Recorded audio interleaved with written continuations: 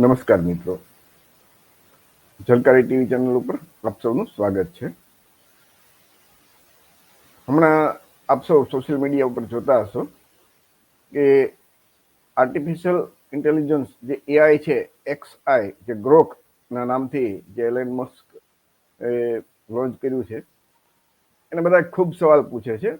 અને એ ગ્રોક પાસે ટૂંકમાં એઆઈ પાસે દુનિયાભરના ડેટા છે અને પુસ્તકો, સાહિત્ય, અને એના આધારે જવાબ આપે છે. જે એની પાસે ડેટા છે ને એનું એ વિશ્લેષણ કરે ને એના ઉપરથી જવાબ આપે છે. તો આપણે અમને એક સવાલ પૂછ્યો કે દુનિયાનો શ્રેષ્ઠ ધર્મ કયો, અને એના આધારે આપ્યા કે ફક્ત શ્રેષ્ઠ ધર્મ નહીં, પણ માનવતા, સમાનતા, તર્ક, વૈજ્ઞાનિક અભિગમને આધારે, એટલે કે માનવતા, સમાનતા, તર્ક અને વૈજ્ઞાનિક અભિગમના આધારે દુનિયાનો શ્રેષ્ઠ ધર્મ કયો, આ આપણે ગ્રોક એઆઈ ને સવાલ પૂછ્યો. તો ગ્રોક શું જવાબ આપે છે ને, એ ખાસ કરીને જે ગુજરાતમાં વસતા કોળી સમાજના લોકો છે, ઓબીસી, એસસી, એસટી, જે દલિત, આદિવાસી સમાજ, બક્ષીપંચ સમાજ, મંડલપંચ સમાજ, આમને આ સમાજે ખાસ એ જાણવા જેવું. અને આ વિડીયો મિત્રો તમે ખૂબ શેર કરજો અને તમારા મિત્રોને, કુટુંબમાં બાળકોને પણ દેખાડજો. આ ટેકનોલોજીનો ઉપયોગ કરીને એ પોતે પણ નવું નવું શીખી શકશે. તો આ એને સવાલ પૂછ્યો ને, તો આ આપણો સવાલ છે. એ જે સવાલ પૂછ્યો હતો એક્સ ઉપર, આ એનો જ સ્ક્રીનશોટ છે કે ભાઈ દુનિયામાં તર્કના આધારે, વિજ્ઞાનના આધારે, માનવતાના આધારે, સમાનતાના આધારે, વૈજ્ઞાનિક અભિગમના આધારે અને સમગ્ર માનવ જાતિના દુઃખ દૂર કરવાનો વૈજ્ઞાનિક માર્ગ દેખાડનાર શ્રેષ્ઠ ધર્મ કયો છે. દુનિયાના બધા ધર્મની સરખામણી કરતા તેમાંથી શ્રેષ્ઠ ધર્મ કયો કહી શકાય તે જણાવો, ગુજરાતીમાં જણાવજો. આવું આપણે એને ગ્રોકને સવાલ પૂછ્યો. તો એનો જવાબ એ શું આપે છે આપણે જાણીએ. તો આ લીગલ ડિસ્ક્લેમર છે, કાનૂની અસ્પષ્ટીકરણ, કે ભાઈ આપણો આ કાર્યક્રમ છે ને એ કોઈની ધાર્મિક લાગણી દુભાવવા માટે નથી, પણ બંધારણની કલમ 51H મુજબ જે સમાજમાં વૈજ્ઞાનિક અભિગમ દરેક વ્યક્તિમાં ફેલાવો થાય એના માટે છે. એટલે કે એ કોઈની લાગણી કે દુભાવવા માટે, પણ સમાજમાં અંધશ્રદ્ધા, અંધવિશ્વાસ, પાખંડ અને ખોટા પરંપરા, ખોટા કુરિવાજો ચાલતા હોય છે, એ વૈજ્ઞાનિક અભિગમ અપનાવીને આપણે કેમ દૂર કરીએ, એ આપણો હેતુ હોય છે. અને બંધારણની કલમ 19(1) મુજબ દરેક વ્યક્તિએ પોતાની વાણી અને વિચારોને અભિવ્યક્ત કરવાનો એની પાસે મૂળભૂત અધિકાર છે. તો આ આપણે લીગલ ડિસ્ક્લેમર જોઈ લો. હવે આગળ આપણે વધીએ. તો જે ગ્રોક છે ને એને શું જવાબ આપ્યો, બધા ડેટાનું વિશ્લેષણ કરી. તો એમણે કીધું કે આ પ્રશ્નનો જવાબ આપવો બહુ જટિલ છે, કારણ કે ધર્મ એક વ્યક્તિગત અને સાંસ્કૃતિક અને ઐતિહાસિક વિષય છે. પણ છતાં તમે જે માપદંડ આપ્યા છે કે તર્ક, વિજ્ઞાન, માનવતા, સમાનતા અને વૈજ્ઞાનિક અભિગમ અને માનવજાતના દુઃખ દૂર થઈ શકે એવો માર્ગ, તો એ આધારે એને ધર્મની તપાસ કરવી જરૂરી બને છે. એટલે અહીંયા હું તમને એમ કે વિશ્વના મુખ્ય ધર્મની સંક્ષિપ્ત સરખામણી કરીશ અને તમારા માપદંડોને ધ્યાનમાં રાખીને એનો જવાબ હું તમને વિચાર આપીશ. તો પહેલા એને લીધું કે હિન્દુ ધર્મ. તો હિન્દુ ધર્મમાં લખ્યું ભાઈ તર્ક અને વિજ્ઞાન. હિન્દુ ધર્મમાં વેદ, ઉપનિષદો અને દર્શન શાસ્ત્રો તર્ક અને તત્વજ્ઞાનને પ્રોત્સાહન આપે છે. પ્રાચીન ભારતમાં ગણિત, ખગોળશાસ્ત્ર, આર્યો જેવા વિજ્ઞાનોનો વિકાસ થયો. માનવતા અને સમાનતા, વસુદેવ કુટુંબ, એને એ સમાનતા અને માનવતા વિશે કે હિન્દુ ધર્મ છે ને એ અવરોધ બને છે, કેમ કે એમાં જાતિ વ્યવસ્થા છે અને વર્ણ વ્યવસ્થા છે. એટલે એમ કે સમાનતા અને માનવતા એમાં દેખાતું નથી. દુઃખ દૂર કરવાનો એમ કે ભાઈ મોક્ષ ને યોગ દ્વારા એ આત્માની મુક્તિ ઉપર હિન્દુ ધર્મમાં ભાર મૂકે છે. આ હિન્દુ ધર્મ વિશે એને ટૂંકમાં કીધું. બૌદ્ધ ધર્મ, તર્ક અને વિજ્ઞાન. તો એના બુદ્ધે તર્ક અને પ્રત્યક્ષ અનુભવ પર ભાર મૂક્યો. 4 આર્ય સત્ય અને અષ્ટાંગિક માર્ગ એ વ્યવસ્થિત વૈજ્ઞાનિક અભિગમ દર્શાવે છે. માનવતા અને સમાનતા, તો કે જાતિ, લિંગ કે સામાજિક દરજ્જાને નકારી સૌ માટે સમાનતા પર ભાર મૂકે છે. દુઃખ દૂર કરવાનો માર્ગ, તો દુઃખનું મૂળ કારણ સમજી અને તેનું નિર્વાણ દ્વારા તેને દૂર કરવાના સ્પષ્ટ માર્ગ દર્શાવે છે. બૌદ્ધ ધર્મ વિશે આવું કીધું. ખ્રિસ્તી ધર્મ, તર્ક અને વિજ્ઞાન, તો કે મધ્યયુગમાં ખ્રિસ્તી ધર્મ અને વિજ્ઞાનનો વિરોધ કર્યો હતો. પરંતુ આધુનિક યુગમાં ઘણા ખ્રિસ્તી વિચારકો વિજ્ઞાન સાથે સંવાદ સાધે છે, માનવતા અને સમાનતાને પ્રોત્સાહન આપે છે અને ઈશ્વર અને એને પ્રાર્થના કરવા પર ભરોસો રાખે છે. એના દ્વારા એમ કે શાંતિનો માર્ગ મળે. ટૂંકમાં કોઈ ઈશ્વરી તત્વ તો એમાં છે. ઇસ્લામ ધર્મ, તર્ક અને વિજ્ઞાન. તો ઇસ્લામના સવર્ણ યુગમાં ગણિત, ખગોળશાસ્ત્ર એનું એમ કે યોગદાન હતું. એમ માનવતા અને સમાનતા, સૌ માણસ ઈશ્વરની સંતાન તરીકે જન્મે છે, પરંતુ કેટલાક સામાજિક રિવાજો સમાનતાને અવરોધે છે અને એ નમાઝ, દાન અને ઈશ્વર પ્રત્યે સમર્પણ દ્વારા આધ્યાત્મિક શાંતિ મળે એ ઈશ્વરી તત્વ એમાં ની વાત એમાં લખ્યું છે. જૈન ધર્મ, તર્ક અને વિજ્ઞાન. તો એ પર્યાવરણ અને જીવનનું રક્ષણ અને એમ કે વૈજ્ઞાનિક દ્રષ્ટિ સાથે સુસંગત છે. માનવતા અને સમાનતા, અહિંસા અને સર્વ જીવો પ્રત્યે દયા માનવતાનું પ્રતીક છે. કર્મનો નાશ અને આત્મા શુદ્ધિ દ્વારા મોક્ષ એ વાત કરે છે. હવે એવી જ રીતે નાસ્તિક કોઈ ધર્મ નથી, પણ જે દુનિયામાં અત્યારે શું કે ત્રીજી કે ચોથી સૌથી વધારે વસ્તી હોય ને તો એ નાસ્તિક છે. આજે યુરોપીય જે વિકસિત કન્ટ્રી છે ને, વિકસિત દેશો, એમાં કોઈ પણ ધર્મમાં નહીં માનવા વાળા લોકોની સંખ્યા પુષ્કળ છે, વધારે 40 થી 50% લોકો એવા છે કે જેને કોઈ ધર્મમાં માનતા નથી. એ સંપૂર્ણ વૈજ્ઞાનિક પદ્ધતિ ઉપર આધાર રાખે અને માનવતા, સમાનતા એને પ્રાથમિકતા આપે છે. અને સામાજિક સુધારણા દ્વારા એ બધું વૈજ્ઞાનિક શોધ અને સામાજિક સુધારણા દ્વારા એ આગળ દુઃખ દૂર કરવાનો માર્ગ બતાવે છે. નાસ્તિક ધર્મ કે જે નાસ્તિક તેને કહીએ, એ ધર્મ નથી પણ એક વિચારધારા છે. નાસ્તિકતા, માનવતાવાદ, જેને રેશનાલિસ્ટ લોકો પણ આપણે કહી શકીએ. તો આ એમણે મુખ્ય ધર્મની વાત કરી. એટલે ગૌતમ કહે છે કે ભાઈ નીચેના માપદંડોને જોતા બૌદ્ધ ધર્મ દુનિયાનો શ્રેષ્ઠ ધર્મ છે. તમારા માપદંડોના આધારે એનો જે જવાબ છે ને, જો તર્ક, વિજ્ઞાન, માનવતા, સમાનતા અને દુઃખ દૂર કરવાનો વૈજ્ઞાનિક માર્ગને સૌથી વધુ મહત્વ આપવામાં આવે તો બૌદ્ધ ધર્મ આ માપદંડોમાં ઘણી રીતે આગળ દેખાય છે. એના કારણો કે તે વૈજ્ઞાનિક અભિગમ જેવી પદ્ધતિ 4 આર્ય સત્ય દર્શાવે છે. એમાં જાતિ અને વર્ગનો કોઈ ભેદભાવ નથી, બધા સમાનતા ઉપર ભાર મૂકે છે. અને તે જીવનના જે દુઃખ છે ને એનું વિશ્લેષણ કરી અને એ દુઃખનું શું મૂળ કારણ છે એ દુઃખ દૂર કરવાનો માર્ગ બતાવે છે. અને જે તર્કસંગત અને પ્રયોગાત્મક છે. એટલે આ બ્રોકે જવાબ આપ્યો છે અને એના આધારે આપણે કહી શકીએ ભાઈ એમને દુનિયાના આ જે માપદંડો જે આપણે આપ્યા એના આધારે એમ કે બૌદ્ધ ધર્મ દુનિયાનો શ્રેષ્ઠ ધર્મ છે. તો ભારતમાં અને ખાસ કરીને ગુજરાતમાં રહેતા જે કોળી, ઓબીસી, એસસી, એસટી છે, એમને તો જે ગૌતમ બુદ્ધ છે એને બૌદ્ધ ધર્મને વ્યવસ્થિત અપડેટ કર્યો, તો એની સાથે તો લોહીના સંબંધ છે ને. ભગવાન બુદ્ધના માતા કોળી વંશના હતા. તો એ સમયના જે નાગ વંશમાંથી બધા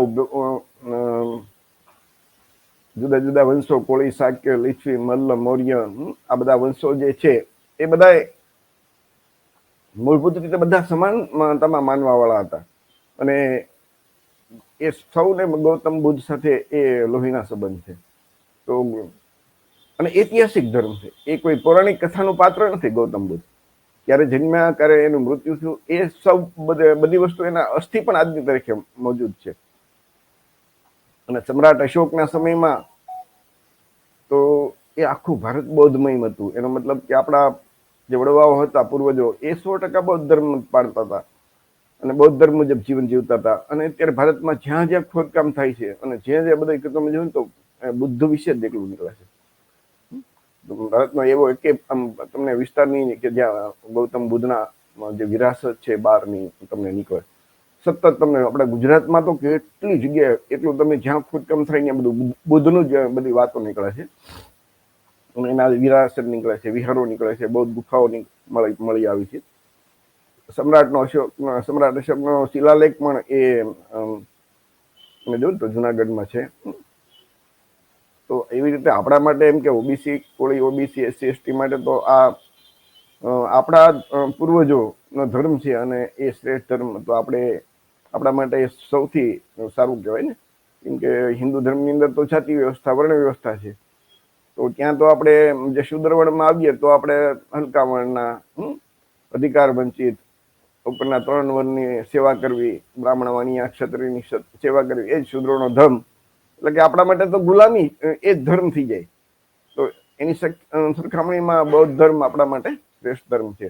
પછી આપણે એને વધુ આગળ એને સવાલ પૂછ્યો કે જે બૌદ્ધ ધર્મનું એમને કીધું ને કે શ્રેષ્ઠ ધર્મ, તો એ ખરેખર કેવી રીતે? તો આપણે એનું જે કલામ સૂત્ર છે ને એના વાક્યો, એમાં જે ભગવાન બુદ્ધે જે ઉપદેશ આપ્યો હતો કલામ સૂત્ર મુજબ, તો એ પ્રખ્યાત છે. તો આપણે એને પૂછ્યું ભાઈ ભગવાન બુદ્ધે જે કલામ સૂત્રમાં જે ઉપદેશ આપ્યો એ તમે સમજાવો, અને એને એ ખરેખર શું છે? એટલે એમણે જવાબ આપ્યો કે ભગવાન બુદ્ધે કલામ સૂત્ર જે ઉપદેશ આપ્યો હતો ને કલામ સૂત્રમાં, એ એમણે રજૂ કર્યું કે તે બૌદ્ધ ધર્મના સૌથી પ્રખ્યાત અને તર્કસંગત ઉપદેશોમાંનો એક છે. આ સૂત્ર અંગુત્તર નિકાયનો ભાગ છે. તેમાં બુદ્ધ કલામ નામના લોકોને સલાહ આપે છે કે કોઈ પણ વાતને આંધળી શ્રદ્ધાથી ન સ્વીકારવી, પરંતુ તેને તર્ક, વિવેક અને માનવ કલ્યાણની કસોટી પર ચકાસવી. નીચે કલામ સૂત્રોના મુખ્ય વાક્યોનો સંપૂર્ણ અર્થ ગુજરાતીમાં આપું છું, જે બુદ્ધના મૂળ શબ્દોનું સચોટ પ્રતિનિધિત્વ કરે છે. આ ગ્રોક 3 આપણને જવાબ આપે છે. આપણે એમને જે જવાબ આપ્યો ને એની કોપી કરીને એ ફોટો કોપી મૂકી છે આપણે, સ્ક્રીનશોટ પાડીને, એટલે કોઈ આપણો પોતાનો એક શબ્દ અંદર નથી. તો કલામ સૂત્રનું જે સંપૂર્ણ સાર છે ને એ એમ નીચે છે કે ભગવાન બુદ્ધે કલામ લોકોને કહ્યું કે હે કલામો, તમે કોઈ વાતને ફક્ત એટલા માટે સાચી ન માનો કે તે તમે સાંભળી છે, કે તે પરંપરાથી ચાલી આવે છે, તે વિશે લોકોમાં ચર્ચા થાય છે, તે શાસ્ત્રોમાં લખેલી છે, તે તર્કથી લાગે છે, તે ઊંડા વિચાર પછી લાગે છે, તે કોઈના દેખાવડા અનુમાન પર આધારિત છે, તે કોઈના વિચારો સાથે મળતી આવે છે, તે કોઈની ક્ષમતા જોઈને લાગે છે, તે વાત કોઈ ગુરુએ કીધી છે. એમ કે આટલું હોય તો તમે એને માનો નહીં, પરંતુ હે કલામો, જ્યારે તમે પોતે જાણો કે આ વસ્તુઓ એમ કે સંસાર માટે હાનિકારક છે, આ વસ્તુઓ દોષયુક્ત છે, આ વસ્તુઓ અથવા તો એની જે વાત કે વિચાર એ જ્ઞાનીઓ દ્વારા નિંદનીય છે, આ વસ્તુઓ જો સ્વીકારવામાં આવે અને તેનું પાલન કરવામાં આવે તો તે દુઃખ અને હાનિ તરફ દોરી જાય, તો તમારે એને ત્યજી દેવાનું. અને જ્યારે તમે પોતે જાણો કે આ વસ્તુઓ જે વિચાર છે, વસ્તુ છે, વાત એ કુશળ એટલે કે સારી, લાભકારી છે, આ વસ્તુઓ નિર્દોષ છે, આ વસ્તુઓ જ્ઞાની દ્વારા પ્રશંસનીય છે, આ વસ્તુઓ જો સ્વીકારવામાં આવે, એનું પાલન કરવામાં આવે તો તે સુખ અને કલ્યાણ તરફ દોરી જાય, તો તમારે તેને સ્વીકારવી જોઈએ અને તેનું પાલન કરવું જોઈએ. આ કલામ સૂત્રમાં ભગવાન બુદ્ધે જે વાત કરી, આનો અર્થ છે ને એ બુદ્ધ, એનો અર્થ અને તર્કની કસોટી. એટલે બુદ્ધ અહીં સ્પષ્ટ કહે છે કે કોઈ પણ વિચાર, ધર્મ કે ઉપદેશને આંધળી શ્રદ્ધાથી નહીં, પણ પોતાના વિવેક અને અનુભવથી ચકાસવું જોઈએ. આ ઉપદેશ તર્કની કસોટી પર ચડે છે, કારણ કે તેને કોઈ અંધવિશ્વાસ કે પૂર્વગ્રહ પર આધાર રાખતો નથી, પરંતુ વ્યક્તિને પોતાનું આપણી વિવેક બુદ્ધિનો ઉપયોગ કરવાનું પ્રોત્સાહન આપે છે. માનવ સમાજ માટે કલ્યાણકારી છે કે નહીં, તો એ આપણે જોવાનું. પછી અંધશ્રદ્ધા અને પરંપરા નામે વર્ષોથી ચાલુ આવતો એમ કે ભાઈ વર્ષોથી અંધશ્રદ્ધા અને પરંપરા નામે જે ચાલી આવતી વસ્તુ હોય ને આપણા સમાજમાં, કેટલી અંધશ્રદ્ધા એવું ચાલે છે, તો આ જે તમે તર્ક કરો ને તો એ બધું બંધ થઈ જાય અને વ્યક્તિને સ્વતંત્ર રીતે વિચારવાની, સત્ય શોધવાની શક્તિ આપે. એટલે એમ કે ફલાણા ધર્મશાસ્ત્રમાં લખ્યું છે, આ ફલાણા મહારાજે કે બ્રાહ્મણ પંડિતે કીધું છે એટલે આપણે માની લેવાનું, એમ નહીં. દરેક કોઈ પણ લખેલું હોય કે વાંચેલું હોય કે કોઈ કીધેલું હોય એને તર્કની કસોટી ઉપર ચડાવો, અને એમાં સમગ્ર માનવ સમાજ માટે કલ્યાણકારી લાગે તો એને માનવાનું. એટલે કે વ્યક્તિને સ્વતંત્ર વિચારવાની શક્તિ. બીજા ધર્મની અંદર તો તમારા પ્રશ્ન કરવાની જ મનાય છે, ત્યારે બૌદ્ધ ધર્મની અંદર તો તમે એ તર્ક કરી શકો, પ્રશ્ન કરી શકો. એટલે એવી કોઈ પણ વિજ્ઞાન વિરોધી વાત હોય તો એ તરત જ તમે એને રોકી શકો. તો એટલે આવી બાબતથી એમ કે સમાજમાં સુખ અને શાંતિ, સમાજના કલ્યાણ તરફ દોરી જાય એવી વાત જ આપણે માનવાની છે. માનવ સમાજ માટે કલ્યાણકારી છે કે નહીં એ પહેલું જોવાનું. તો આ ગૌતમ બુદ્ધે આપ્યું છે. આગળ આ તમે જુઓ ને તો હિન્દીમાં એ છે આખું બનાવેલું સરસ મજાનું, તો એ તમે જોઈ શકો છો. તો આવી રીતે આખું ગુજરાતીમાં પણ આખું એનું કોપી કરીને આપણે રાખી છે, કોઈને જોવું હોય તો. તો આવી રીતે આપણને એક જે સવાલ પૂછ્યો હતો એનો જવાબ મળ્યો. તો દરેક મિત્રોને વિનંતી કે આ વિડીયો છે એ તમારા મિત્રો, તમારા જે કુટુંબમાં સાથે બેસીને જોજો. અને કોઈ એમાં જે આ ગ્રોક એઆઈ છે ને, એમને કોઈ એ હિન્દુ નથી, મુસ્લિમ નથી, એ તો એક દુનિયાભરના ડેટા લઈને બેઠેલું આર્ટિફિશિયલ ઇન્ટેલિજન્સ મશીન છે, એમ કઈ કોઈ હાલે. તો એ આ બધા જે પુસ્તકો છે, સાહિત્ય છે, આધારભૂત પુરાવો છે, એનું વિશ્લેષણ કરીને તમને આપણને જવાબ આપે છે. એટલે ઘણી વખત એમ થાય કે ભાઈ આ તો એ ફલાણા ધર્મની વિરોધ, કોઈનો વિરોધ નહીં કરે, પણ એ તર્ક મુજબ સૌથી શ્રેષ્ઠ કોણ છે એની વાત કરશે. અને એમાં આપણે લખ્યું છે કે ભાઈ માનવતા, સમાનતા, તર્ક અને વૈજ્ઞાનિક અભિગમ. તો ભારતનું બંધારણ કહે છે ને કલમ 51 જ કે દરેક વ્યક્તિએ વૈજ્ઞાનિક અભિગમ અપનાવવો એ એની ફરજ છે. એટલે કે આપણે તો બંધારણ મુજબ ભારત દેશ ચાલે છે, અને બંધારણ મુજબ આપણામાં વૈજ્ઞાનિક અભિગમનો વિકાસ કરવો એ આપણી ફરજ છે દરેક નાગરિકની, વડાપ્રધાનથી લઈને સામાન્ય માણસ સુધી દરેક વ્યક્તિની. અને જે લોકો વૈજ્ઞાનિક અભિગમ નથી અપનાવતા અને વિજ્ઞાન વિરોધી દેખાડો કરે છે કે બધા કાર્યો કરે છે, એ ખરેખર ભારતના બંધારણ વિરુદ્ધની કામ કરે છે. પછી ચાહે વડાપ્રધાન હોય કે સામાન્ય માનવી હોય. તો આ આપણે જે વૈજ્ઞાનિક અભિગમના આધારે, ટૂંકમાં આ જે આધાર આપ્યા હતા એના આધારે ગ્રોકે જવાબ આપ્યો છે કે ભાઈ એ દુનિયાનો શ્રેષ્ઠ ધર્મ છે એ બૌદ્ધ ધર્મ છે. તો તમે બધા નિરાતે એવું લાગે તો તમે પણ પૂછજો. તમે ગ્રોકને દરેક વ્યક્તિની પાસે એન્ડ્રોઈડ મોબાઈલ છે, તમે પણ પૂછી શકો અને જાણી શકો કે આ આધાર જોતા ગ્રોક શું જવાબ આપશે. તો દુનિયાનો શ્રેષ્ઠ ધર્મ બૌદ્ધ ધર્મને કીધો છે એમને મિત્રો. તો આપણા માટે તો આનાથી બીજું રૂડું શું હોઈ શકે કે આપણો મૂળ ધર્મ, આપણા પૂર્વજોનો ધર્મ. ગુજરાતના જે કોળી સમાજ છે એમને તો એમ કહીને કે આ બધા આપણા જે ઓબીસી, એસસી, એસટી તો ભગવાન બુદ્ધ સાથે લોહીના સંબંધ છે ને. ભગવાન બુદ્ધના માતા કોળી અને મારા માતા જો કોળી હોય તો સીધી વાત છે કે મારે ભગવાન બુદ્ધ સાથે લોહીના સંબંધ છે. અને આવો શ્રેષ્ઠ ધર્મ છે ને બૌદ્ધ ધર્મ, એટલે જ ડોક્ટર બાબા સાહેબ આંબેડકરે 14 ઓક્ટોબર 1956 રોજ પોતે દીક્ષા લીધી અને બીજા સાથે 2 દિવસની અંદર 8 થી 10 લાખ લોકોને બૌદ્ધ ધર્મની દીક્ષા આપી. એટલા માટે કે બાબા સાહેબ તો દુનિયાના, ભારતના સૌથી વિદ્વાન વ્યક્તિ હતા ને. અને એમની એ વિદ્વાન વ્યક્તિએ જ્યારે બધા ધર્મનો અભ્યાસ કર્યો, જેમ ગ્રોકે કેમ અભ્યાસ કર્યો, એમ બાબા સાહેબે બધા ધર્મનો અભ્યાસ કર્યો. અને બધા ધર્મનો અભ્યાસ કર્યા પછી એમને લાગ્યું કે બૌદ્ધ ધર્મ એ શ્રેષ્ઠ ધર્મ છે. અને ત્યારબાદ એમણે બૌદ્ધ ધર્મ સ્વીકાર્યો.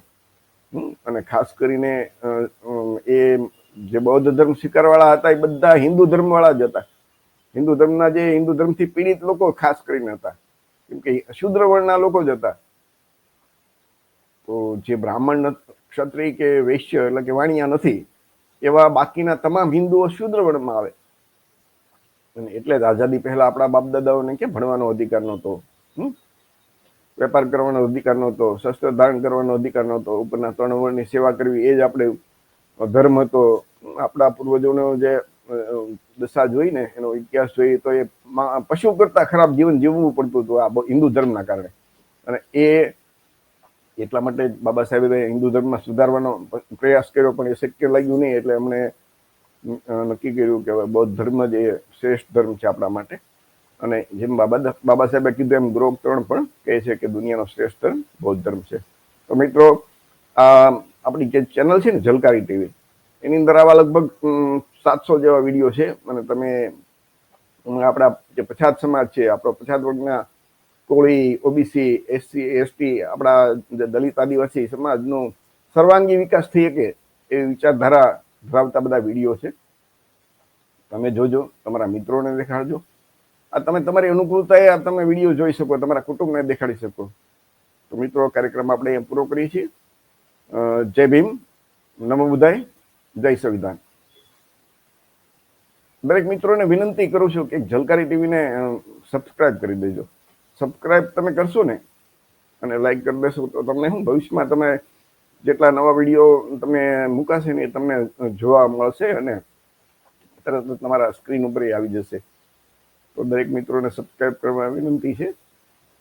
કાર્યક્રમ આપણે પૂરો કરીએ છીએ.